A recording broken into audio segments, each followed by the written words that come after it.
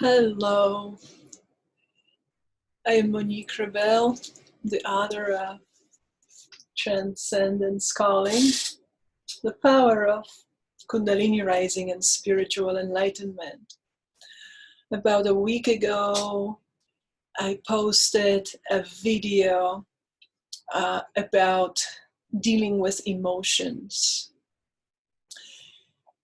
The reason, of course, for that video at this time is our situation, global situation with the pandemic that right now is getting truly more and more dangerous, and we do need to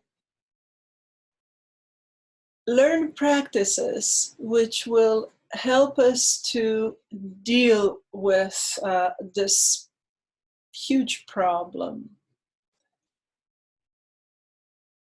Many of us are home, staying either by ourselves or with family, and it brings forward a lot of different issues that we do not normally notice in life when we are living this civilized existence that has to do with getting up, going to work, and going, having all the plans ready and fulfilling those plans and planning for a future. Right now we're kind of stuck. We can make some plans, but not that many. And for many of us, the issue of health is very important, very big issue. For others, it's mental and emotional health. In the first video, I was talking about how to deal with unwanted emotions. I'm not going to repeat it again, but I just wanted to say that this practice of being able to separate the emotion from the story and identify it as something that's really overwhelming us.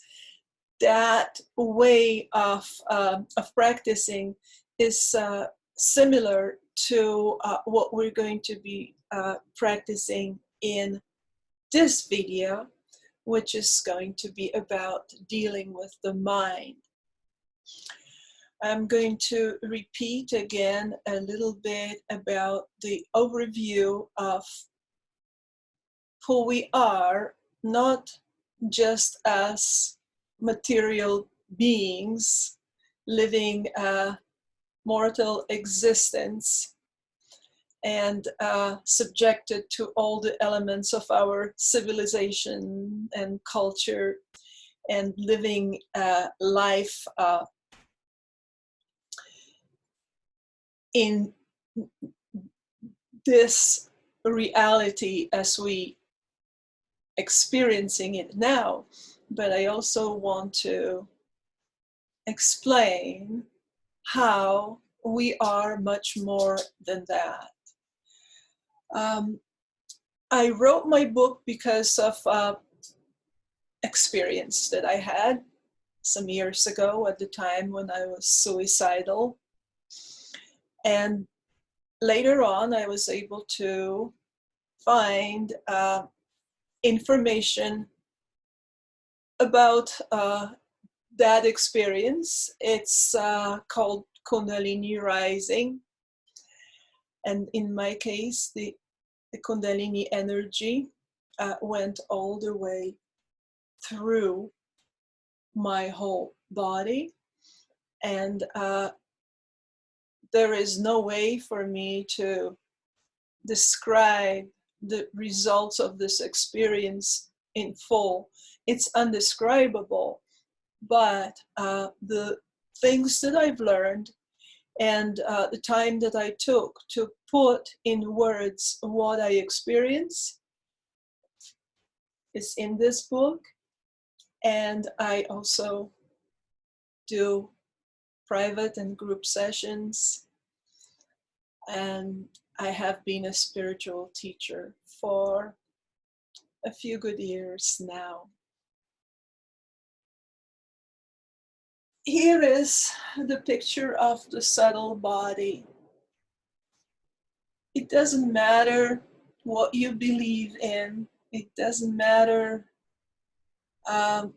whether you know it or not. Each of us is an individual unit of consciousness. That consciousness could be also called a spirit.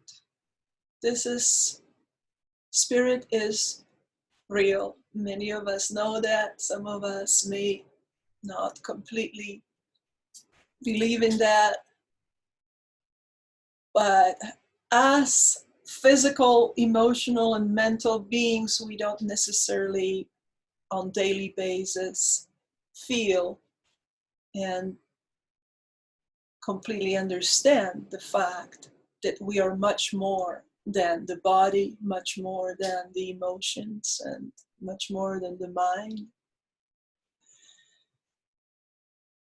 Each of us has or is, that's the better way of saying it, is that individual unit of consciousness.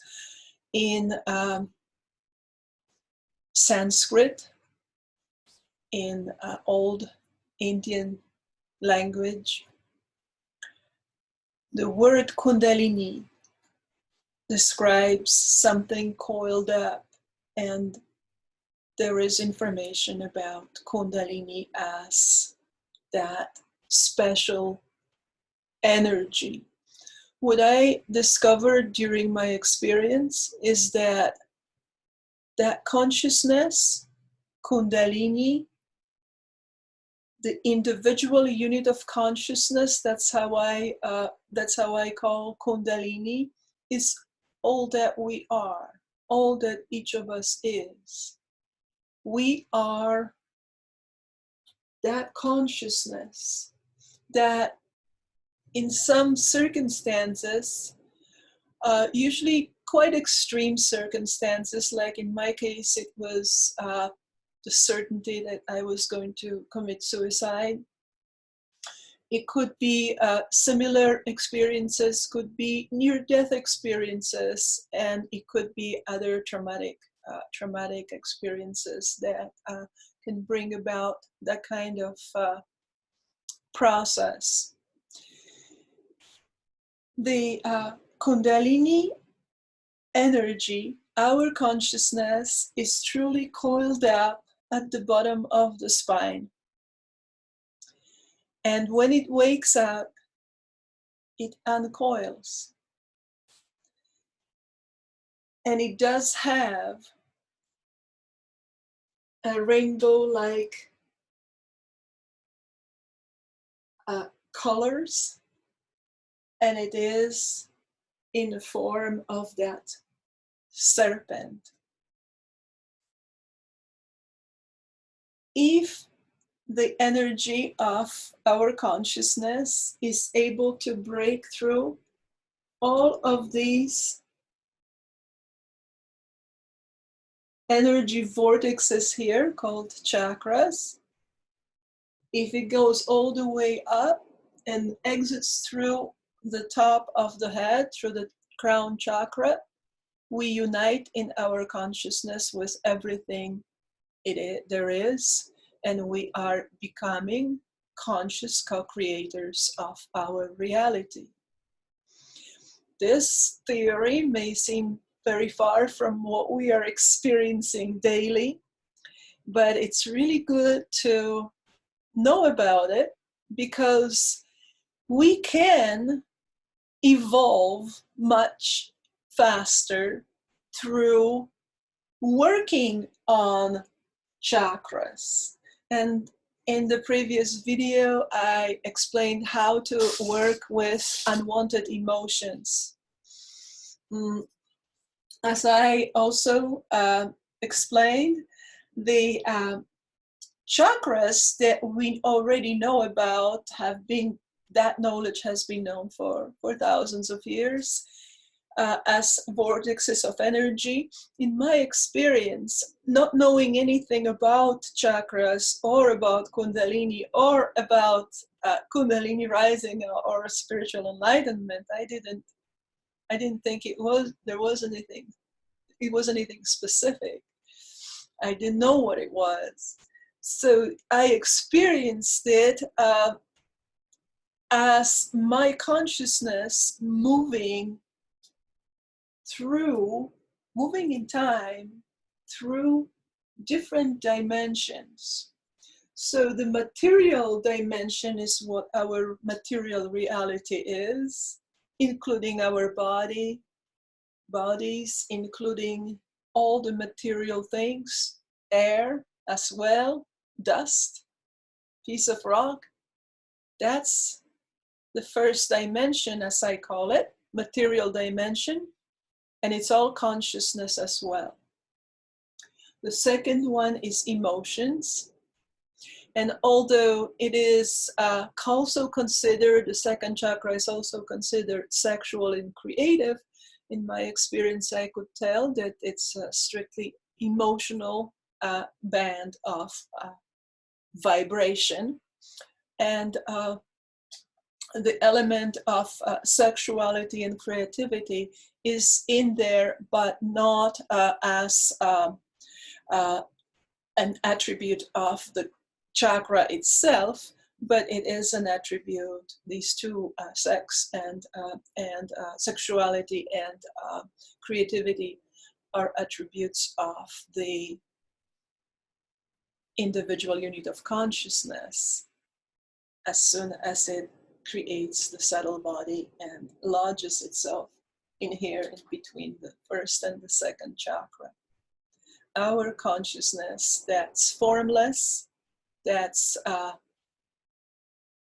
the spirit itself, has no form and no quality.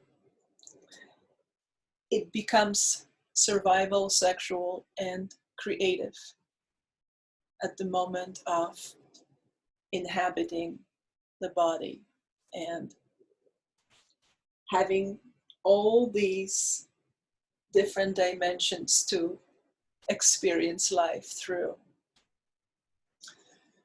Okay, so let's talk a little bit about the mind. It was much easier for me to describe how to deal with negative emotions. It is much easier to describe how to deal with negative emotions than it is to explain how to deal with negative thoughts.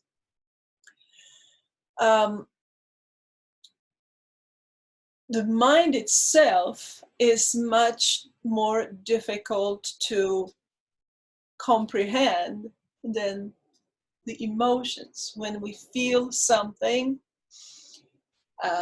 sadness, or when we're depressed, or when we're anxious or fearful or angry, our mind can see that.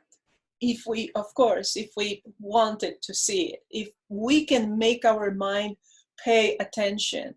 And that's the way to work on emotions. We work on emotions using our mind. But our mind itself cannot see outside of itself. And that's the huge problem for humanity, because our mind is telling us things that we believe are true. And the reason it's doing it is because the mind, the third dimension of thoughts and will, is conditioned by our previous experiences. It's conditioned by emotions. It's conditioned by our mental structures that we develop together with our culture we grow up in. It is impossible for the mind to actually see itself.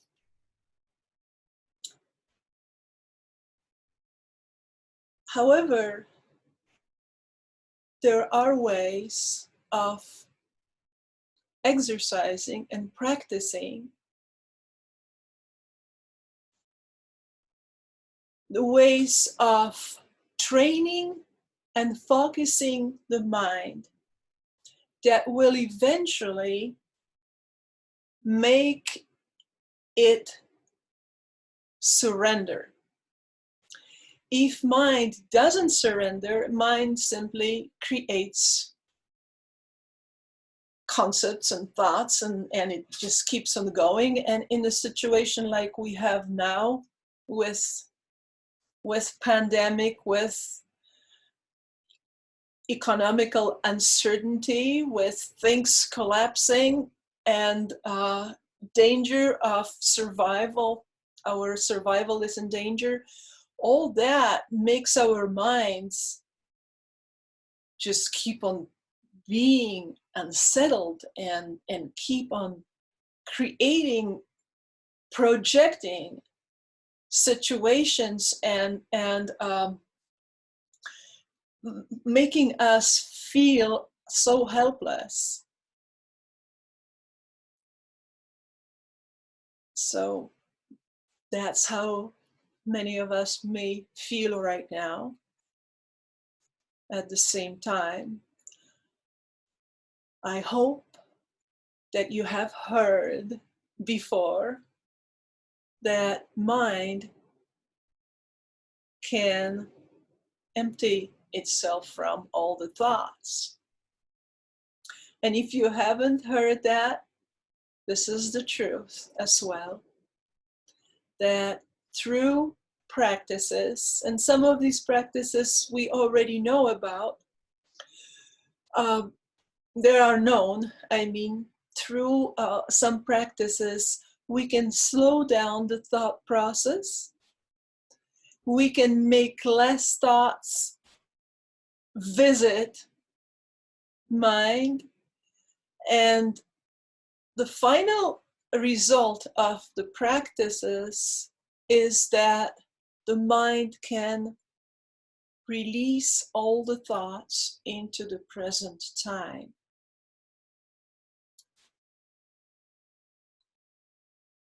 It is an incredible, unbelievable process that spiritual masters have known for thousands of years, that through certain practices we can clear our mind. It is the same process as clearing our second chakra from emotions, from the charge of the emotions. In the same way, we can clear our mind from thoughts. And the mind that's cleared from thoughts, it's nothing but a positive mind it's a genius mind. It's a mind that can figure everything out. It's a fearless and positive mind that brings proper solutions to problems. Each of us has that capacity if we are able to release the mental charge. And the mental charge is our personality. That's the ego. This is what we've grown up with since we were very little, and even from the past lives, we carrying the concepts, the structures, all that makes us think that this is who we are. So you can see the problem. It's not so easy to do it, but we already have ways of dealing with the mind. We know that certain practices will help to make our mind more at peace. These practices can be, there could be exercises done on any of those levels of perception. That is, we can do physical exercise, which will help calm the mind. It could be a walk, it could be a hike, it could be some kind of other physical activity, and especially yoga is very good for that. It makes our minds calmer. We can also use meditation, and there are so many different kinds of meditation that may be helpful to calm our minds. What I did teach something that I call active meditation, which immediately helps our mind to focus. And that's what really is the important thing, because we can sit in the meditation for a long time, but under circumstances of uncertainty and global uncertainty, it is very useful to practice more often active meditation, where we can focus and train our mind. Because we are very different in many ways, we do react better to one kind of stimulus than the other. For example, some of us can enjoy and benefit a lot from the physical exercise. We can all do that, but not all of us like it. Some of us can benefit greatly from focusing on, for example, visual arts, which is the sixth dimension. So art is therapeutic, and art can help, visual art can help in the same way. Connection and sound, that is exchange of energy, vibration of music, that's something that can help a lot. Uniting in the heart chakra, where eternal sacred love is always there, we can always reach that. That's another way of dealing with the problem of mind that cannot rest, a restless mind that is running around in circles. There is another way here, the seventh chakra, the observing, the discerning, witnessing mind, another mind than the one that we are trying to calm down. As you can see, there are many ways of dealing with helping the mind to get well trained, so it works for us instead against us, and it ultimately helping the mind to surrender. Once the mind surrenders, all the thoughts can be released, and you can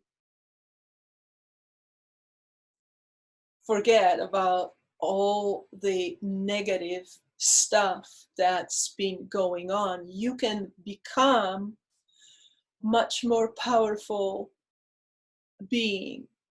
You can use your mind to create around you better energy, better solutions for the problems. Your awareness will rise as soon as the mind is able to release all those bundles of thoughts connected with the emotional charges, all that we are as egos, as beings dominated by the first three dimensions. I hope that was helpful. I hope that you will be able to go forward with practices, and I'm here to help. I put together a special pandemic course. It is 8 hours, but each of us really needs 8 hours to have a full understanding of what are our options, of comprehending the whole overview of this, of the subtle body, Kundalini energy, chakras as dimensions of perceptions. And then we need to work on each of the dimensions individually, because each of us is different and we have different predispositions and different needs. You can always have a free session with me and we can decide maybe another way of me serving you. But for now, I just put on my website under sign up for sessions and courses, a special course called Conscious Co-Creation During Pandemic. Check it out and contact me, see if you would like to do it. We can do it within, probably we could do it within 10 days if you would like a faster course. I would say 2 weeks is better, but it really depends.